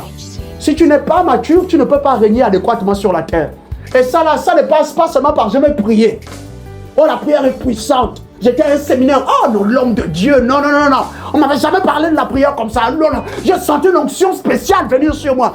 Oui, je suis désolé. L'onction est venue, mais l'onction là, dans ta vie, risque même de te frustrer, toi le premier, toi la première, si tu ne sais pas ce qu'on en fait. Alléluia. Et comme je dis souvent aux gens, la prière ne fait pas tout. La prière ne fait que ce qui permet de révéler, de refléter Dieu sur la terre, au travers de toi. Alléluia. Nous sommes bénis, n'est-ce pas? Gloire à toi, Seigneur. Nous courons. Deuxième raison pour laquelle est-ce que la maturité est nécessaire pour toi et pour moi? La maturité permet à l'homme de comprendre proprement Dieu et d'atteindre l'efficacité dans sa marche avec lui. Maturity enables man to understand properly God and reach effectiveness in his walk with him. Il est évident que toi et moi, nous ne comprendrons jamais complètement Jésus. Il est infiniment grand. C'est comme ça que Job le décrit, Job 32. Il dit que Jésus est au-delà de notre pleine prise. Cependant, on peut comprendre Dieu assez assidûment, au travers, par exemple, de chacun de ses attributs qu'il nous révèle. Alléluia. Et c'est seulement la maturité qui permet à l'homme d'atteindre cette habilité-là, de comprendre proprement Dieu. Si Dieu te parle par rapport à un domaine bien précis de ta vie, tu seras capable de le comprendre comme il faut à cause de la maturité qui y est. On comprend, n'est-ce pas? Si Dieu t'exige de faire quelque chose, assurément, entre maintenant, avant la fin de ce mois et le début du mois prochain, tu vas faire parce que tu auras compris. Souviens-toi, degré de transformation mentale, n'est-ce pas? Qui te permet de comprendre le pourquoi, n'est-ce pas, de la manifestation des événements. Dieu est en train de t'appeler un peu plus. Il te dit que mais pour parvenir jusqu'à moi à ce point-ci, il faut que tu te transformes de tel point jusqu'à tel point. Et tu le fais parce que tu comprends. Alléluia. Beaucoup te diront non, moi, quand le Saint-Esprit parle, je ne comprends pas vraiment. Ah, vous, votre vie là, ah ok, c'est vous qui avez la grâce. Ceux qui parlent comme ça, vraiment, c'est des immatures spirituels. C'est vraiment des bébés. C'est des bébés. Mais toi et moi, nous ne sommes plus des bébés. Et nous sommes à ce point-ci, il faut que tu saches que ce qui te permettra de comprendre Dieu. Parce que si tu ne comprends pas Jésus, tu vas faire comment pour continuer de marcher avec lui? Attends, laisse-moi juste mettre une parenthèse. Parlons un peu de Jésus. Tu vois Jésus que tu aimes là, non? Je peux vous l'assurer, si Jésus était là présentement, physiquement sur la terre encore, beaucoup d'entre nous, en 2 semaines, si on atteint même 2 semaines, vraiment c'est la grâce. On va dire à Jésus, Jésus, avec tout notre respect, notre amour, retourne déjà au ciel, s'il te plaît. Alléluia. À son époque, l'homme là, quand il marchait, beaucoup l'ont traité d'hérétique, beaucoup l'ont traité de fanatique. Tu sais pourquoi? Tu ne pouvais pas le cerner. À un moment, il est comme ça. Après, il a fermé les yeux, il a un peu serré le visage. C'est quoi, maître? C'est quoi, Rabbi? C'est comme ça qu'il était. Sa manière de parler, il dit A, en même temps, il dit B. Et après, il parle encore, il dit C. À quel moment, maître, tu as dit B? Il dit j'ai dit B quand j'ai dit A. Toi-même, tu allais être là. Souvent, le premier à dire non. Là, c'est trop quand même. Est-ce que tu comprends? Donc, quand les 12, là, on te dit qu'ils étaient à l'école, c'était pas seulement que l'école. C'est Dieu qui est en face d'eux. Mais Dieu lui-même, il est en train d'apprendre en tant qu'être humain. Imagine-toi, toi tu es à côté de Dieu, Jésus là. C'est juste une parenthèse. Maintenant, toi et moi, on a été emmenés dans sa présence. Il faut qu'on apprenne à le comprendre. Il faut qu'on apprenne à le comprendre. L'échéancier pour régler le loyer d'autrui, c'est dans 2 jours. La nuit là, tu vas rentrer de dimanche à lundi, pas de songe. Et dans 2 jours là, c'est mardi à 18h. Maintenant, dans la nuit de lundi à mardi, au petit matin, il souffle. Il te dit, oui, prends le loyer là. Envoie ça à mon serviteur. Envoie ça à mon fils. Il te dit ça seulement comme ça. Prends. Et toi, c'est à 18h le mardi là, tu dois régler le loyer d'autrui. Mais le Saint-Esprit vient de te dire, prends tes 250 000 là. Envoie ça à mon fils, il en a besoin. Alléluia. La plupart d'entre nous ici, on va commencer direct. Je rejette la voix là. Ah ah, tu vois. Alléluia. Donc, ça va aller même bien plus loin. On va appeler le Saint-Esprit par le nom de l'autre là. Satan, je te chasse Sors de ma maison. Je bouche mes oreilles à ta voix. Alléluia. C'est comme ça que Dieu est. Mais pour apprendre à comprendre ça, pour apprécier la vie avec lui, il faut que tu sois mature. Les histoires des Seigneur, regarde mon Jésus, je souffre. Avec Jésus, à des moments, tes larmes là, ça ne compte pas. En fait, autant que tu pleures là, il se tourne seulement, il traite avec quelqu'un d'autre. Par le temps, il va te regarder, il espère que tu auras fini. Si tu continues de pleurer, il te laisse encore. Il parle avec les autres. Nous sommes nombreux qui cherchons à contacter le royaume de la grâce. Nous sommes nombreux qui cherchons l'attention indivisible de Christ sur nous. Et toi, tu penses que tout le temps, tu viens là, c'est les larmes. Jésus, pardonne-moi. J'ai encore péché contre toi. Jésus, j'ai mal, je t'ai encore fait mal. À un point, il t'attend où il veut juste que tu comprennes que ça, c'est pas ta vie. N'est pas ça, c'est tout. Alléluia. Bon, si je disais ça à un religieux, peut-être il aurait un problème. Mais ici, je crois qu'on n'est plus religieux. Amen. Et le truc, c'est que non seulement tu parviens à le comprendre. Comment? Romains 12, 2. Parce qu'il dit, ne prenez pas le monde actuel pour modèle. Bible du semeur. J'aime bien comment Bible le semeur le dit. Aujourd'hui, on a les gadgets, on a les chaussures, on a les montres, les téléphones, les sacs à main, les jolis vêtements. On a la possibilité de s'offrir des voitures comme on veut. Mais le Saint-Esprit dit, ne prends pas le monde pour modèle. Et il dit précisément le monde actuel. Beaucoup d'entre nous, on a appris le monde actuel pour modèle. Pourquoi? Parce que ça vient avec une forme de funny, you know. C'est fun, c'est bien, c'est cool. Tu vois, n'est-ce pas? Et il y a les réseaux sociaux. Tu as un compte ici, un compte là-bas. Tu ne vis plus que pour ça, en fait. Et là, quand on parle, toi, tu dis que c'est normal. Non, désormais, c'est 7 chaussures différentes durant les 7 jours de la semaine. Ça, c'est le monde actuel. Est-ce que, parce que j'ai beaucoup, il faut nécessairement que je me mette en avant comme ça? Non, ça s'appelle l'extravagance. Et quand tu atteins l'extravagance dans ta vie, sache que tu es en train de sortir de la zone de contrôle du Saint-Esprit. Pourquoi? Parce que l'enfant de Dieu doit se transformer mentalement. Encore, j'insiste. Et tu vois comment Jésus ramène encore ça, la mentalité. La zone la plus difficile au Saint-Esprit d'atteindre, c'est notre mentalité. Dans le cœur, il suffit qu'on te montre des petits brins de vérité, de lumière. Ce domaine de ta vie où c'est pas encore ça. Tu lâches prise, tu pleures. Quand tu es sincère avec Jésus. Mais dans ta tête, le faux raisonnement, c'est dans la tête. Les forteresses dans les pensées, c'est dans la tête. Et là, Jésus dit que ça va prendre un peu de temps. Mais je me fais assez confiance et je veux aussi te faire confiance pour que tu m'aides à travailler dans ta tête, dans ta mentalité. Transforme-toi, transforme-toi, transforme-toi, transforme-toi. On ne se conforme pas à ce monde par la prière seulement. Et même par la prière, je vais le dire comme ça. On se conforme à ce monde en demandant à Jésus par la prière de nous transformer mentalement aussi. Alléluia. À partir de là, on est capable de pouvoir discerner ce que Dieu veut de nous, ce qui est bon, ce qui est agréable. Pas selon nous, ou plus selon nous, mais selon lui. Alléluia. Jean chapitre 5, verset 19 à 30. Ne tourne pas là-bas, on n'a pas le temps maintenant. Là, maintenant, je cours, mais tu pourras lire tout le chapitre même. Jésus est en train d'enseigner les disciples, et les gens sont émerveillés. Jésus accomplit des grands miracles. Et je prie qu'au nom souverain de Jésus, nous tous, nous avons été appelés à accomplir des miracles. Il faut que tu en accomplisses. Et c'est comme ça qu'un jour les pharisiens arrivent encore pour les prouver, comme d'habitude. Tu fais ça, oui, c'est au nom de Belzébul, on le sait. C'est comme ça qu'au final, Jésus, fatigué de les voir venir, partir, il leur dit, d'abord au verset 19, en vérité, je vous le dis, le Fils ne peut rien faire de lui-même, sinon ce qu'il voit le Père accomplir. Tout ce que le Père fait, le Fils aussi le fait pareillement. Tu arrives à un point où tu comprends tellement Jésus. Dans ce domaine-ci, dans ce domaine-là, vois Jésus faire les choses qu'il fait. Comment est-ce que tu ne deviendras pas efficace dans ta marche spirituelle ou dans ta vie? Alléluia. Ça a du sens ce que je te dis, n'est-ce pas? Beaucoup d'entre nous, on manque d'efficacité même dans la prière parce qu'on ne prend pas souvent le temps d'écouter Dieu d'abord parler.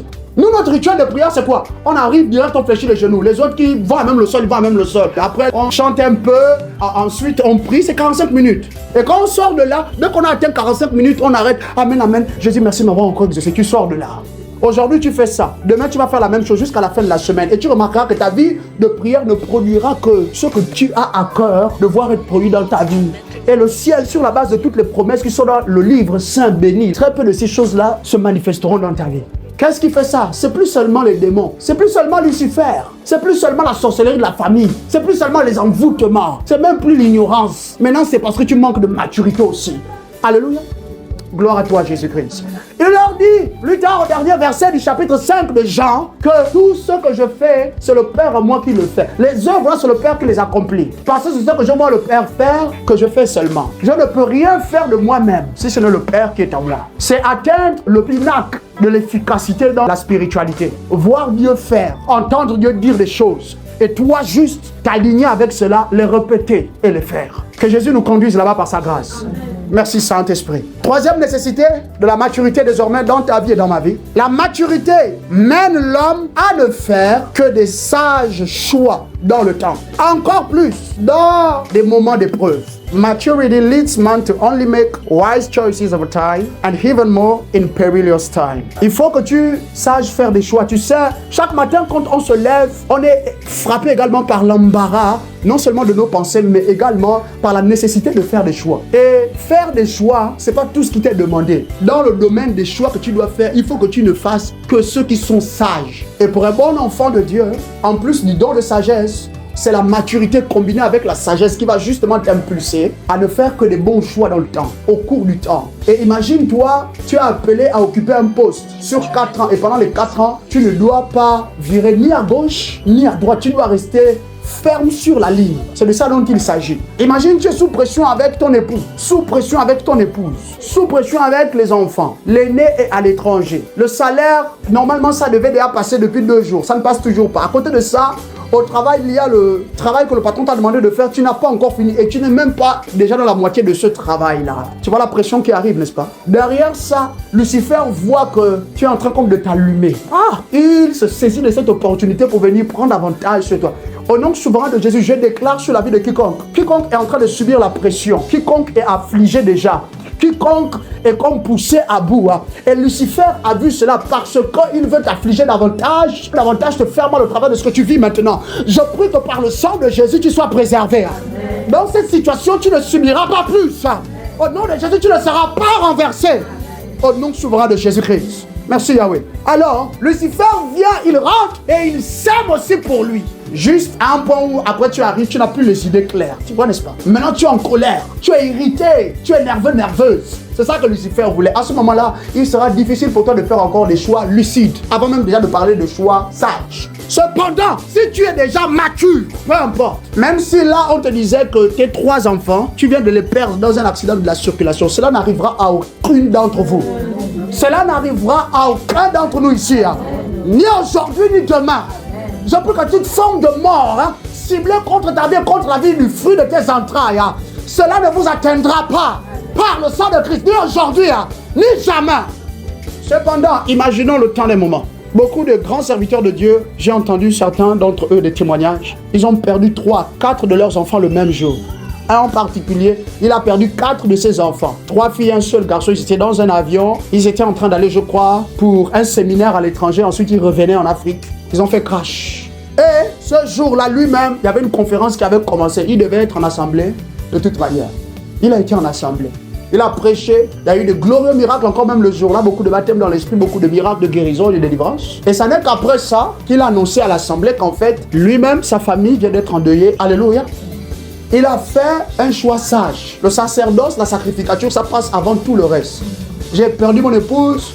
Oh, elle vient de rendre l'âme à l'hôpital. Ok, gardez-la au frais. Quand j'ai fini, j'arrive prier pour elle. De toute façon, elle dort. Alléluia. C'est la maturité à ce moment-là. C'est pas non, moi je suis ami de Jésus. C'est pas seulement non, moi quand je prie, non, Dieu m'exauce toujours. Non, à ce moment-là, il faut que tu sois mature. Il faut que tu sois cet homme qui excelle dans l'esprit. Cet homme-là, cette femme-là qui ne se laisse plus tromper par la force des émotions, les circonstances. Non, il faut que tu sois mature. C'est impératif désormais, toi et moi, qu'on atteigne la maturité. Pour continuer là et pour atteindre la gloire qui est devant nous, c'est aussi par la maturité. Et c'est ainsi que la Bible s'exprime. Hébreux 5, 11 à 14 que nous avons déjà lu. L'apôtre Paul est en train d'enseigner un jour les Hébreux. Il dit, Hébreux, je suis déjà en train de vous enseigner la personne de Christ, comment il est souvent sacrificateur. Et à quel point est-ce que lui n'a rien à voir avec les autres sacrificateurs de l'ancienne alliance. Lui, c'est un des sacrificateurs qui s'est offert lui-même comme victime propitiatoire pour nos péchés, une fois pour toutes. Et son sang non seulement lavait nos iniquités maintenant, mais son sang également établit cette alliance nouvelle avec Dieu. Alléluia. Donc, ne prenez pas Christ comme un de ces petits sacrificateurs-là qui a cherché à devenir lui-même sacrificateur. D'ailleurs, qui va scander là-bas les privilèges et les honneurs qui viennent avec la sacrificature lorsque ce n'est pas Dieu qui l'y a appelé. Alléluia. Parle d'Aaron. Mets tout cela en avant. Puis il arrive à un point. L'apôtre Paul est en train de dire ensuite, mais je ne comprends pas. Tout le temps, vous avez été enseigné, éduqué. Vous avez été exposé à la puissance de Dieu, les miracles. Mais pourquoi est-ce que vous êtes redevenu bébé spirituel?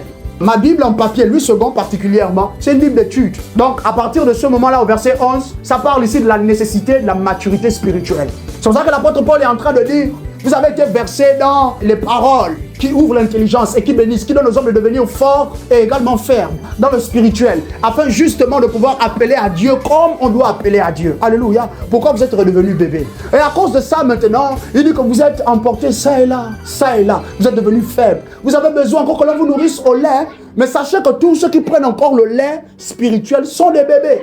Ils n'ont pas part avec les matures. Et c'est ainsi qu'il fait suivre. Et il dit que les matures, au dernier verset, ceux-là par contre, ils ont atteint un standard qui leur donne accès aux choses les plus profondes, aux choses les plus mystérieuses, aux choses les plus élevées, aux choses les plus puissantes. C'est pas pour les bébés spirituels. Si tu n'es pas mature, tu ne peux pas savoir faire les bons choix. Surtout pas en temps de crise, en temps d'épreuve, en temps de difficulté. L'apôtre Paul dit que pour faire des choix qui sont lucides, à ce moment-là, pour ton propre bien dans la continuité. Tu te souviens souvent de Paul, n'est-ce pas, j'en parle. Il était à l'étranger, vous êtes séparés juste après que vous avez eu le bac, vous deux. À l'époque déjà, il te tournait autour. Mais comme toi tu avais accepté Jésus, bon, tu ne pouvais pas lui permettre de faire juste comme il voulait. Mais les années sont passées. Voilà que finalement il est revenu. Et je sais pas, manque de bol, avant-hier seulement, ton CDD là, finalement ça a pris fin. Maintenant il faut que tu recommences encore à y déposer les dossiers, ça et là. Mais sinon pour l'heure, il n'y a plus de travail. Et là, Paul refait soudain surface. Je ne sais pas qui l'a envoyé le jour là à Mbolo. À la même heure que toi. Toi, tu es rentré là-bas seulement pour chercher le paquet de mouchoirs. Mais Paul y est stylé. Il revient d'Angleterre. Mon Dieu. Même son français maintenant, c'est nous. Et là, tu sais, dans ta vie, aucun autre homme en dehors de Jésus seulement. Alléluia.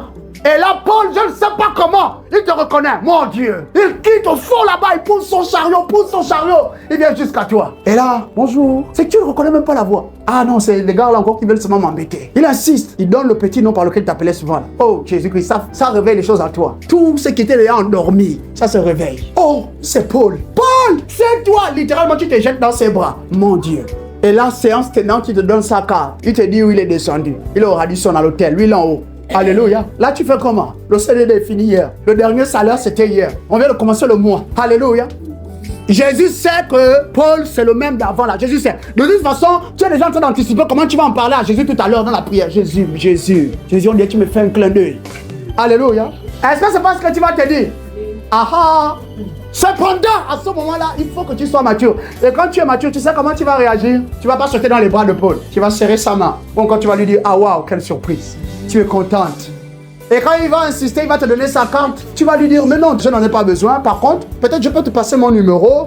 Voilà. Alléluia. Et quand il a pris ton numéro, tout de suite, il va t'inviter aussi à prendre juste un truc, voilà, simple. Boire l'eau de coco. Vous aimez ça, n'est-ce pas, vous les femmes? Yes. Avec le vent dans les cheveux, à la plage. Pieds dans le sable chaud, n'est-ce pas? Ok, tout de suite tu te fais déjà le film là. Mais quand tu es mature, tu vas te faire le film, mais tu vas vite arrêter le film. Et tu vas dire non, en fait je peux pas. Oh mais pourquoi? Comment ça? Est-ce que c'est le week-end tu es occupé? Non, je suis occupé, en fait il y a des choses que tu fais. Même quand tu n'as pas des choses que tu fais. Et à ce moment-là, c'est pas un mensonge. Dieu ne compte pas ça comme un mensonge. Alléluia. Dieu compte ça comme une œuvre de justice. Et là, Paul te regarde, tout de suite il se dit, ah ouais, tu n'as plus rien à voir avec la jeune femme que j'ai connue. Là, tu as marqué un point. Parce que quoi? Tu étais mature. À ce moment-là, tu as le temps de prier en langue. À ce moment-là, tu as le temps de prier pour évoquer, bloquer, barrer, élever un mur de feu. Alléluia. Pour dire non, je refuse la tentation. Je ne veux pas tomber dans la tentation. Alléluia. C'est la maturité. Donc, que Dieu nous bénisse avec cela. Jésus lui-même, il a connu des temps difficiles. Luc chapitre 2, verset 41 à 42 te dira que c'est la nuit où on l'arrête. Chapitre 22, autant pour moi de Luc. Il est avec les disciples. Ensuite, il sent que quelque chose est en train d'arriver. Il sent que c'est sa nuit. Il sent que son ministère terrestre, c'est la dernière partie. Il faut qu'il prie parce qu'il est à l'agonie. Mais Jésus était mature. Jésus, à cause de la maturité, par la maturité, a su mettre en ordre sa vie. Alléluia.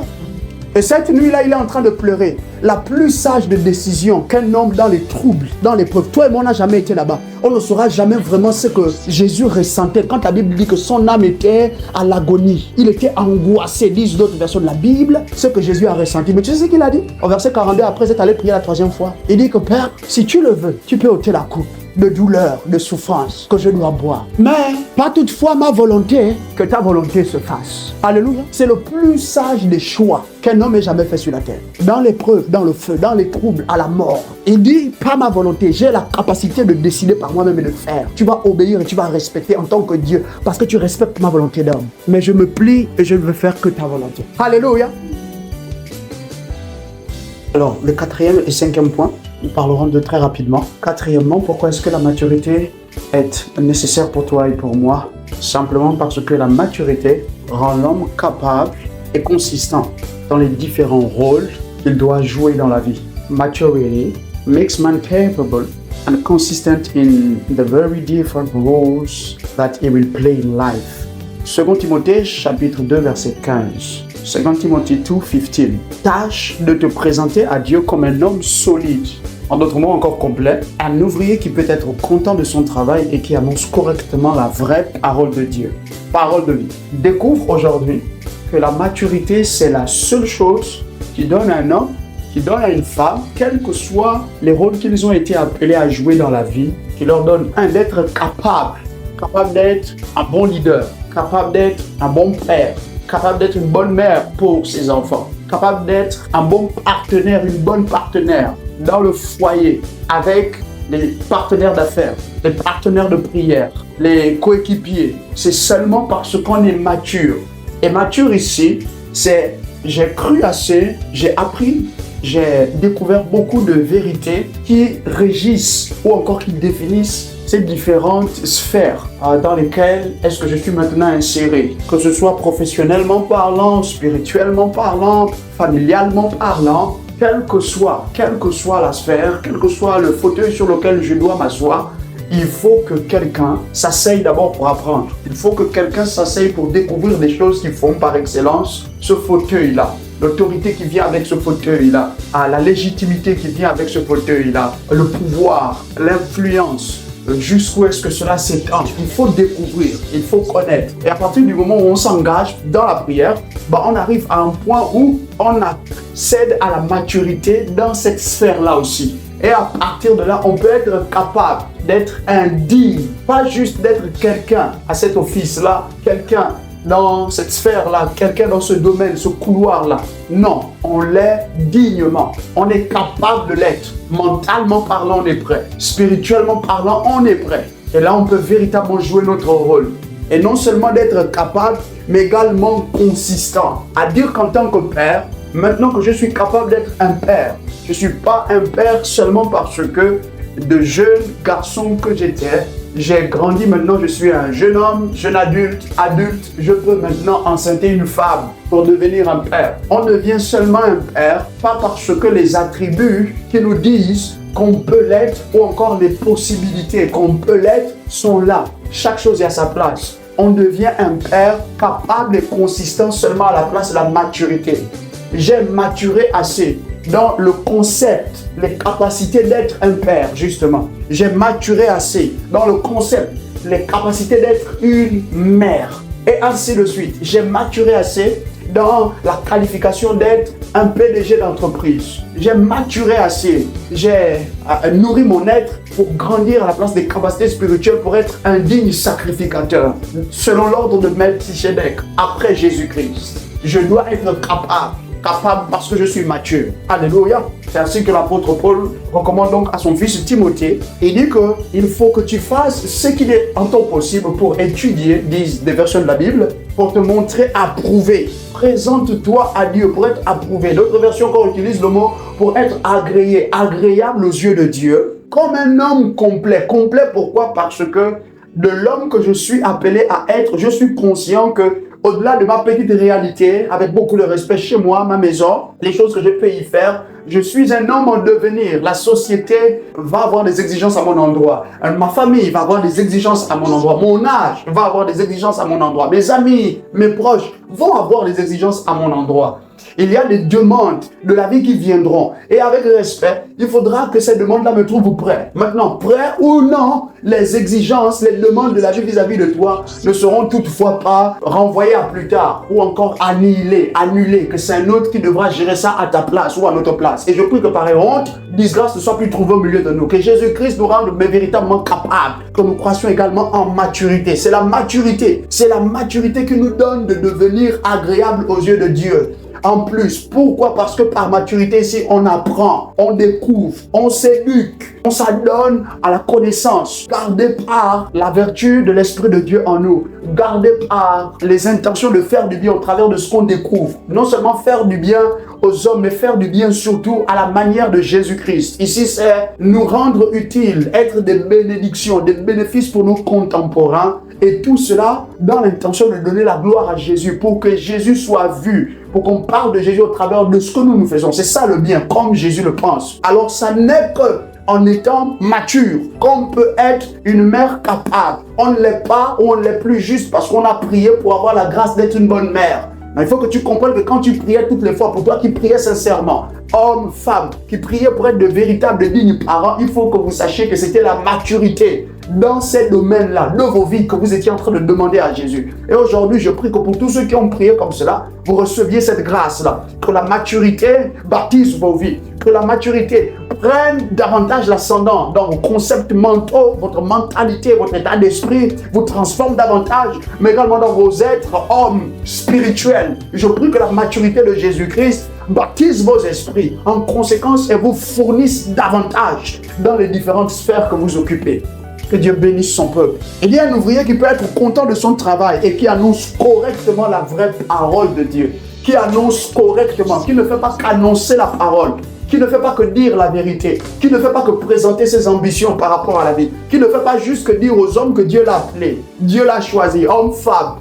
Il y a des choses qui doivent être faites, Dieu m'a dit que c'est moi qui devra les faire. Il compte aussi sur moi pour que ces choses-là soient faites. Non, pour être cet homme-là, cette femme-là dignement. Dieu peut compter sur nous véritablement parce qu'il sait que nous ne sommes pas ce que nous sommes par la fable, par la force des ambitions, par la force du désir de devenir un bon père de famille, une bonne mère de famille. J'insiste là-dessus. Le désir de devenir un bon disciple de Jésus. Un bon disciple de Jésus lit au sujet de Jésus. Cherche, découvre ce que Jésus est, ce qui fait Jésus, particulièrement, concrètement et copieusement. Alléluia. Et dernièrement, à cause du temps, la maturité est nécessaire en ceci. Elle est le principe qui donne à l'homme à la fois l'habilité de résister au mal et de ne pas être victime des desseins de Satan. Maturity is the principle which will give man both the ability to resist evil and not be a victim of Satan's designs. Alléluia.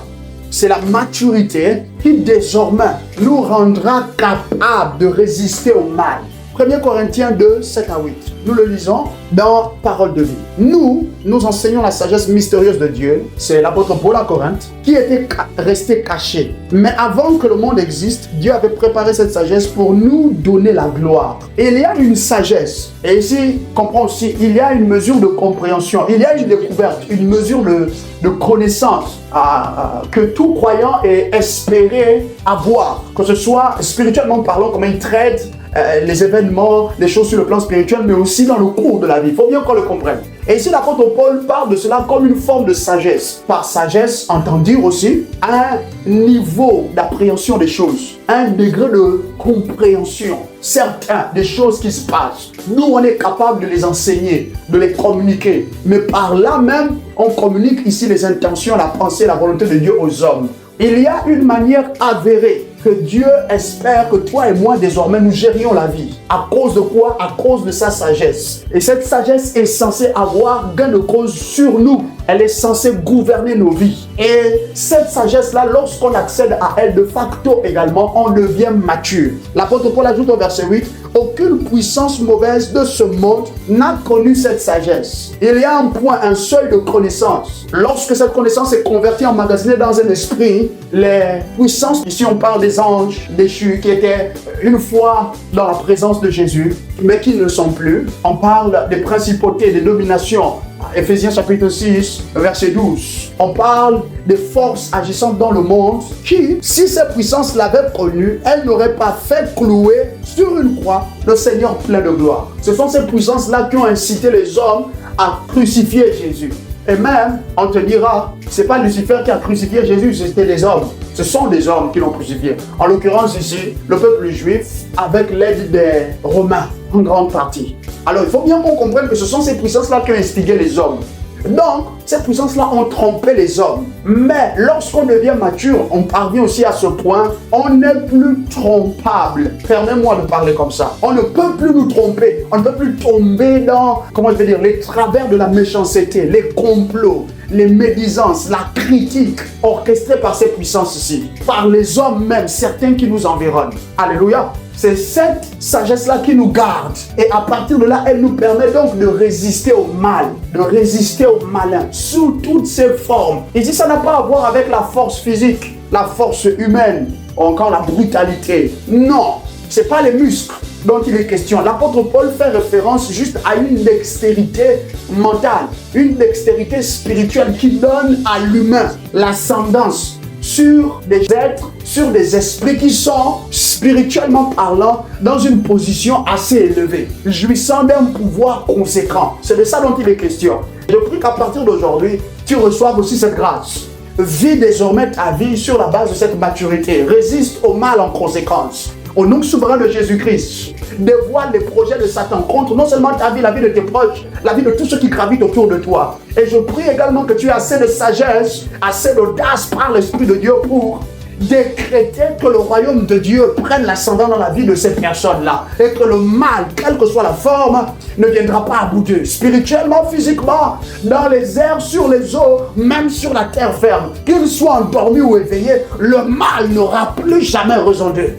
Par la victoire et par la puissance dans le nom de Christ. Il faut bien que tu sois conscient de cela. Mais dans un autre temps également, ne plus tomber dans les travers, les pièges de Satan, dire devenir encore sa victime. C'est lorsqu'on atteint la maturité. Éphésiens chapitre 4, verset 14 le déclare comme ceci. Alors, nous ne serons plus des enfants emportés par les vagues ou le tourbillon de toutes sortes de doctrines. Tant et tant et tant et tant de doctrines. Et même, j'en passe le mot est bien trop faible. De doctrines naissent ça et là. Aujourd'hui, au sein de l'Ecclésia, il y a des choses que Jésus lui-même n'a jamais enseignées. La majorité des croyants, toi en particulier qui m'écoutes, connais-tu les doctrines que Jésus a enseignées à ses disciples?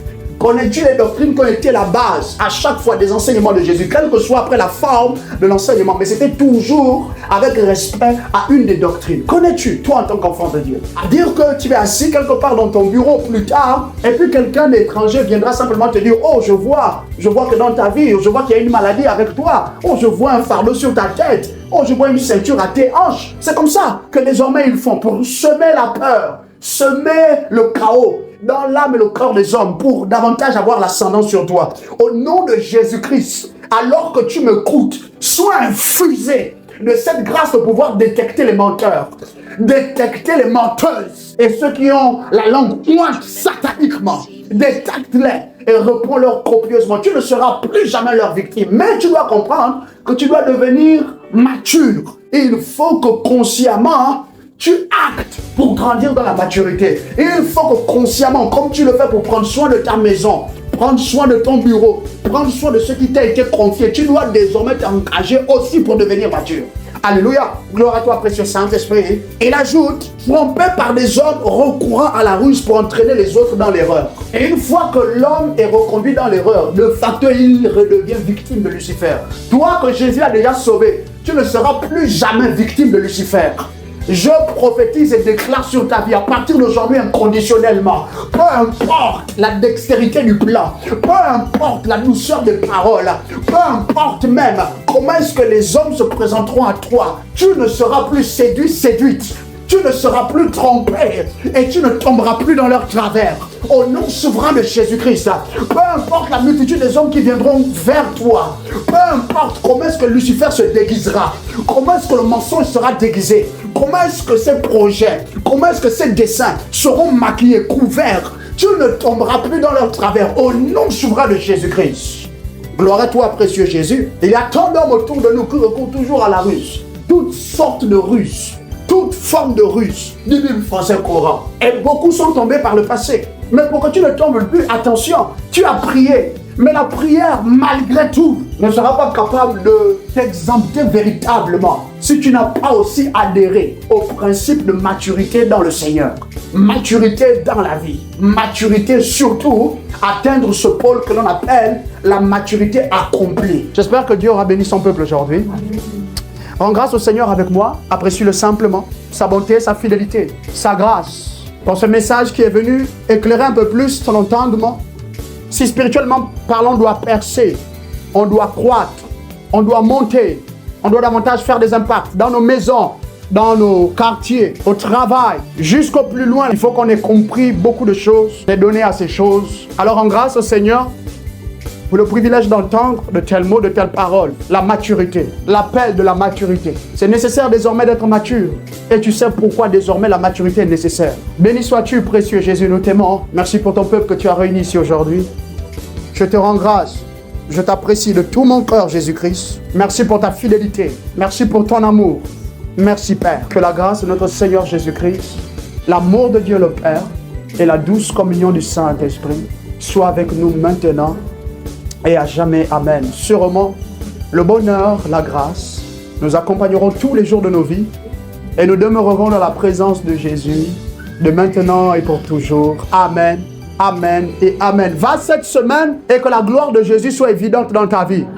Va cette semaine, au-delà de tout, au-delà des pronostics, au-delà des circonstances, va et révèle Christ. En cette semaine encore, sois gardé, préservé. En cette semaine, compte plus que tu n'as. En cette semaine, reçois davantage au nom souverain de Jésus-Christ. Merci Jésus, nous t'aimons. Gloire à toi.